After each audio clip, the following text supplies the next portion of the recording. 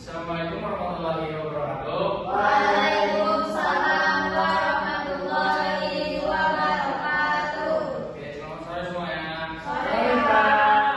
Gimana kabarnya hari ini? Baik. Kok masih kayak gitu?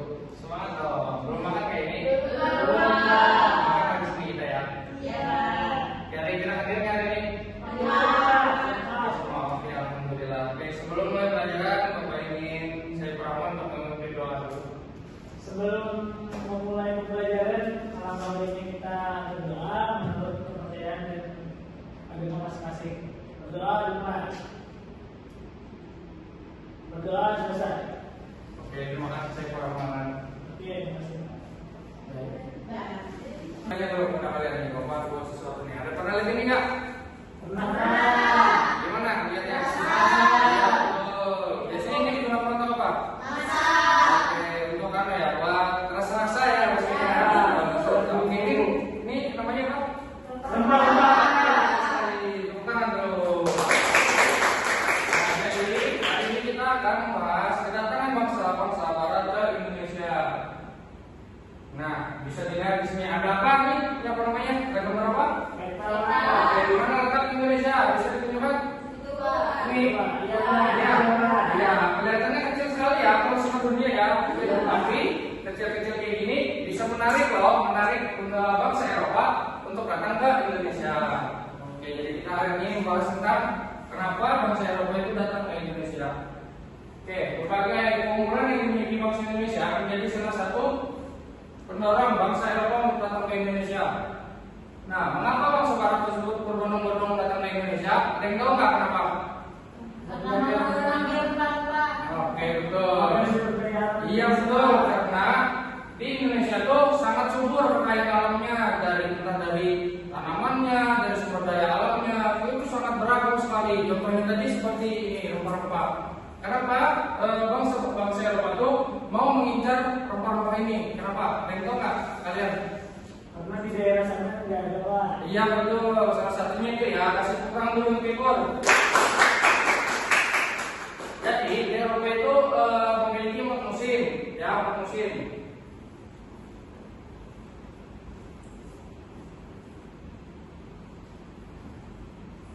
Siapa orang gitu? Aduh baik.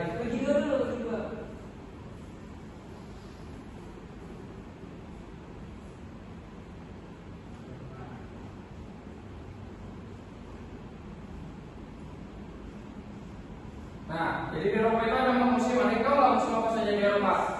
Musim gugur. Oke, musim gugur.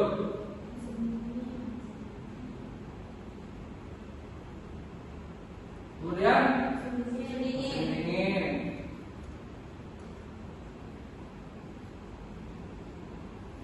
Musim panas. Musim panas. Yang terakhir apa?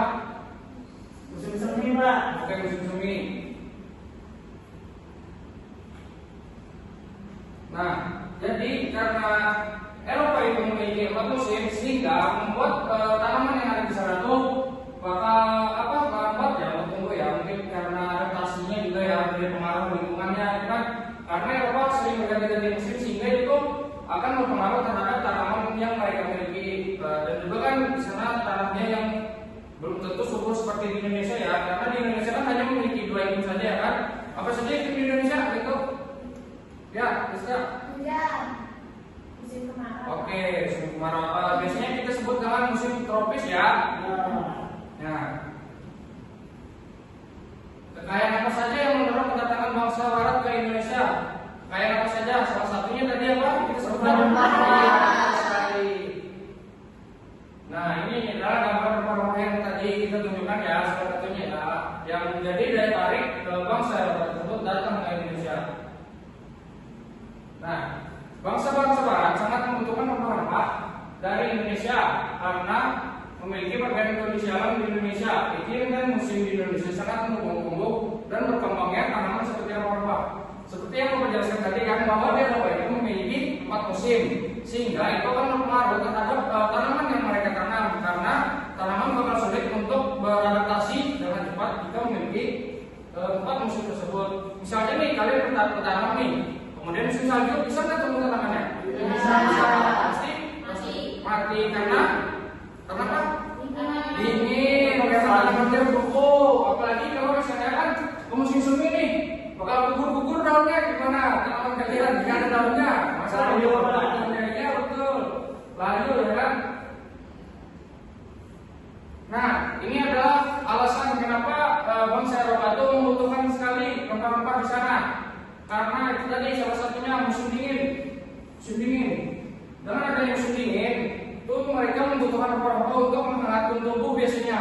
Biasanya dibikin kayak teh-teh kayak gitu, biasanya buat menghangatkan tubuh, buat apa ya, bakar-bakaran itu kayak gitu biasanya. Kemudian di sana juga karena udaranya itu udara yang memang kawasan dingin ya, biasanya Eropa itu ya bukan seperti di Indonesia yang cenderung panas dan hujan saja ya kan. Di sana kan ada musim tuh, ada musim panas juga. Selain itu juga biasanya digunakan sebagai bumbu masakan. Nah biasanya juga di sana kan mereka mencari itu tuh karena di sana tidak ada rempah, tidak ada irigasi kan, dan sumber dayanya kan. Jadi mereka tuh mencari ke Indonesia yang sangat kaya akan sumber daya, biasanya untuk mengawetkan makanan, untuk obat-obatan juga biasanya kan. Itu juga termasuk dari salah satu tujuan mereka datang ke Indonesia. Nah, seperti yang aku sebutkan tadi bahwa negara Indonesia itu merupakan negara yang tropis yang memiliki dua apa tadi? Musim, Pak. Musim. Negara tropis seperti Indonesia kaya akan rempah-rempah sehingga bangsa barat berusaha untuk memperolehnya. Jadi itu tadi seperti yang sudah kita jelaskan ya. Nah, yang kedua ada motivasi 3G. God, Glory, dan Gospel. Bisa dibacakan, Krista? Semboyan 3G inilah motivasi bangsa-bangsa barat dalam melakukan penjelajahan samudera. Yang pertama gold atau emas, yang kedua glory atau kejayaan, yang ketiga gospel menyebarkan agama Nasrani. Oke, selain dari rempah-rempah tadi, kita bisa lihat nih di sini bahwa selain mencari rempah-rempah, bangsa Eropa juga membawa 3 ini sebagai motivasinya untuk mengelilingi dunia. Melakukan penjelajahan samudera, salah satunya emas. Kemudian kejayaan ini bagaimana sih kejayaan bahwa bangsa Eropa itu sangat berjaya pada masa itu. Bagaimana kekuatan Eropa itu sangat besar. Salah satunya itu ingin memperluas wilayah biasanya ya kan, ingin memperluas wilayah supaya mengetahui ini bahwa mereka ini sangat kuat pada masa itu dari segi pertahanannya juga, karena dulu tuh seberapa banyak mereka menguasai wilayah baru mereka itu bisa dikatakan mereka itu kuat. Itu biasanya persaingannya seperti itu dalam penguasaan wilayah. Kemudian yang ketiga ada gospel, menyebarkan agama Nasrani. Jadi selain mencari rempah, selain memperluas wilayah kekuasaan, juga mereka itu sambil menyebarkan agama Nasrani. Jadi mereka itu tidak semata-mata hanya mencari rempah saja, tapi mereka juga menyebarkan agama. Makanya dulu kan juga banyak agama-agama Nasrani. Selain itu kan ada juga agama Hindu, agama Buddha itu kan juga penyebarannya kan dilakukan seperti itu. Nah, kemudian ada revolusi industri. Pernah dengar kata revolusi industri? Belum pernah. Oke, kita revolusi. Jadi revolusi industri adalah pergantian atau perubahan secara menyeluruh di dalam memproduksi barang dari yang sebelumnya menggunakan tenaga manusia dan hewan menjadi tenaga mesin. Pernah tidak mendengar kata-kata revolusi industri Prancis? Pernah ya kan? Nah, jadi itu adalah peralihan atau pertama kali terjadinya perubahan revolusi yang terjadi di bidang industri. Karena pada saat itu manusia kan ingin melakukan perubahan ya, karena zaman dulu kan banyak manusia yang jadi budak, tahu kan? Ya, karena manusia dulu diperbudak sehingga muncul pikiran manusia itu bahwa manusia ini ingin hidup berubah lagi, ingin menjadi lebih mudah hidupnya. Salah satunya dengan melakukan revolusi industri. Nah, penggunaan mesin dalam industri menjadikan produksi lebih efisien, ongkos produksi dapat ditekan, serta barang dapat diproduksi dalam jumlah yang sangat besar dan dalam waktu yang cepat. Jika kita lihat, apabila menggunakan tenaga manusia saja seperti contohnya dulu kan hanya menggunakan perbudakan nih, tanpa digaji, tanpa makan, dikerja paksa. Pernah mendengar kerja paksa kan? Nah, itu kan budak disuruh kerja tanpa adanya istirahat. Dengan sekarang adanya revolusi industri ini, kita kan bisa menghemat tenaga, menghemat waktu juga kan. Misalnya kita mau menghasilkan sesuatu, kita pengen cepat nih, tapi kita menggunakan tenaga manusia, apakah bisa? Tidak bisa kan? Pasti bakal menggunakan mesin yang tadi. Nah, itulah kenapa adanya revolusi industri karena pikiran dari manusia yang ingin maju dan berkembang. Jadi dengan adanya revolusi industri ini juga dapat membantu kita menjadi lebih mudah untuk sekarang kita mau apa-apa kan tinggal cepat, gitu kan biasanya kan. Nah, berkembangnya revolusi industri menyebabkan bangsa-bangsa barat memerlukan bahan baku produksi lebih banyak. Mereka juga memerlukan daerah pemasaran untuk menjual hasil-hasil industrinya. Nah, setelah mereka melakukan perjalanan menuju tadi, mereka juga memerlukan bahan baku produksi lebih banyak untuk apa? Untuk menghasilkan rempah-rempah tersebut tadi untuk dijual di negara masing-masing. Jadi mereka itu ngambil nih di negara kita di Indonesia, nanti mereka bawa ke negara asalnya untuk diperjualbelikan lagi di sana. Itulah kenapa rempah-rempah ini sangat penting di sana karena tadi salah satunya untuk menghangatkan makanan, kemudian menghangatkan makanan untuk menghangatkan tubuh mereka. Karena di sana tuh cenderung udaranya itu lebih dingin daripada di sini, sehingga mereka tuh butuh sesuatu yang lebih menghangatkan untuk tubuh mereka. Oke, di sini Bapak mau nih mengajar sekalian. Kalian tahu nggak apa saja rempah-rempah itu contoh dari rempah? Tanaman rempah-rempah. Coba yang tahu mulai dari situ silakan tulis di sini ya.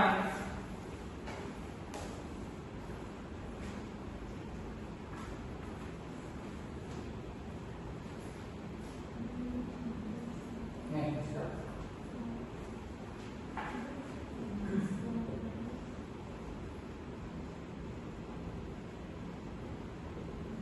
oke, kayu manis. Terus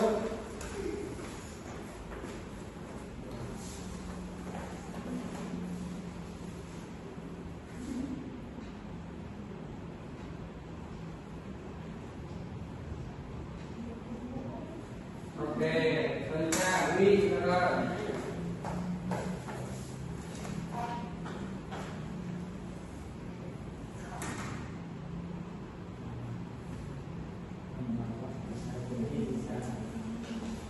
Siap.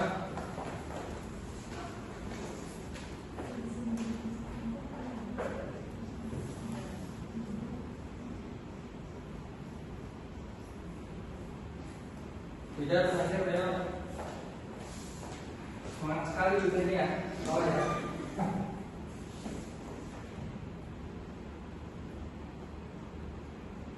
Oke, tepuk tangan dulu untuk semuanya. Nah, ini adalah contoh dari apa yang tadi sudah kita jelaskan. Salah satunya ada kayu manis. Oke.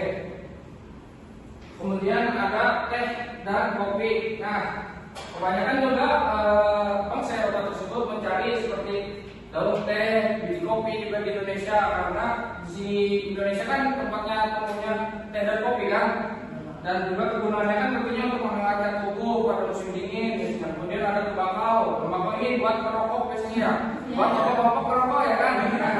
Nah, juga digunakan untuk merokok. Selain itu juga untuk biasanya untuk obatan juga bisa, untuk menghangatkan tubuh juga bisa untuk dibakar seperti itu. Kemudian ada cengkeh dan ada langka. Ada ini biasanya buat makan juga, bisa penyedap rasa ya biasanya. Nah, oke.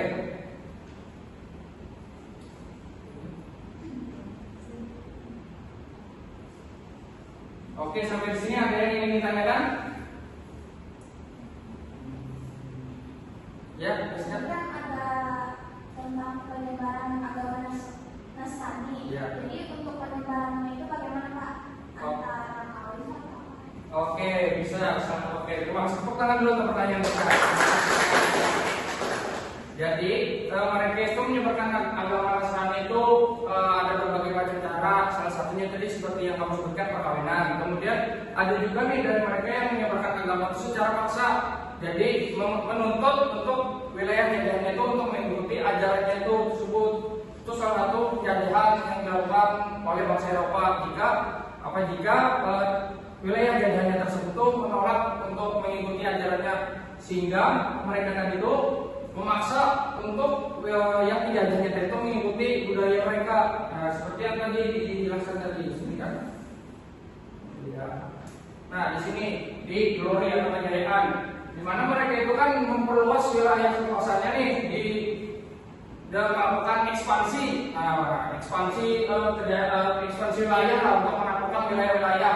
Nah, di situ mereka tuh biasanya selain melakukan perkawinan juga mereka jika wilayahnya tidak mau mengikuti budayanya, mereka akan memaksa di situ, memaksa bagaimana caranya supaya wilayah jajahannya tersebut tadi mau mengikuti agamanya.